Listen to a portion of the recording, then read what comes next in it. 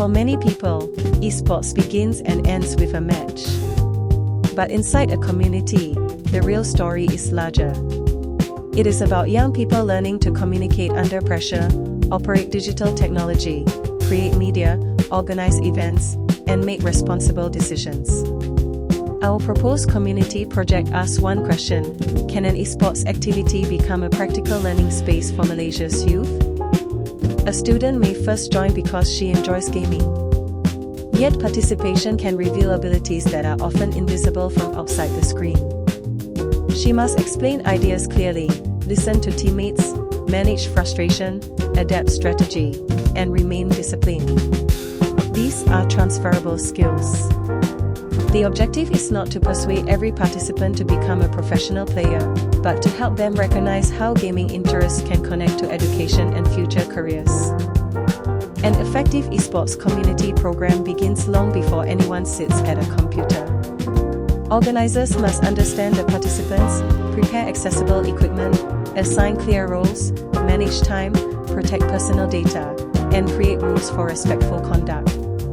In this concept, university students work as facilitators rather than simply hosting a competition. Their responsibility is to turn excitement into structured learning. The first activity is a team strategy workshop.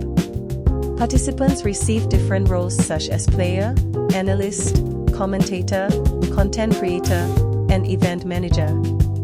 They study a simple challenge, discuss possible decisions, and present a plan before playing. This makes knowledge visible. It also allows non-players to contribute and demonstrates that the esports ecosystem depends on research, communication, creativity, and organization. A short tournament simulation can then put those plans into practice. The aim is not to identify the strongest gamer.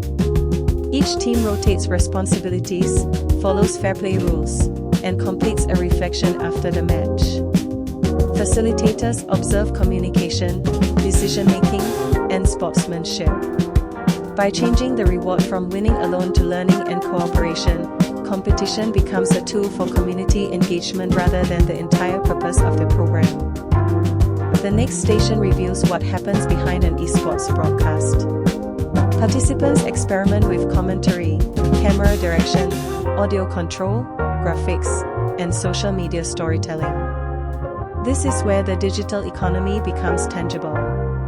A young person who does not compete professionally may still discover an interest in production, marketing, data analysis, event technology, or creative content.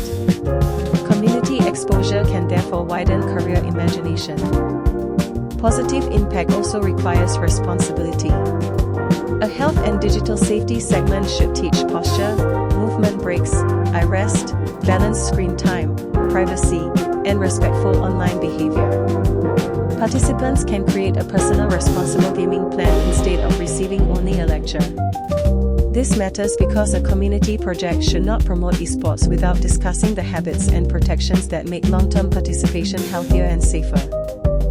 The program must also be inclusive. Adaptive controllers, accessible spaces, patient facilitators, affordable participation, and mixed roles can open the activity to people who are often excluded. Inclusion is not an extra feature added at the end. It affects the venue, equipment, communication methods, and definition of success. A strong esports community grows when different participants are able to contribute with dignity. The final documentary should be completed with genuine participant voices.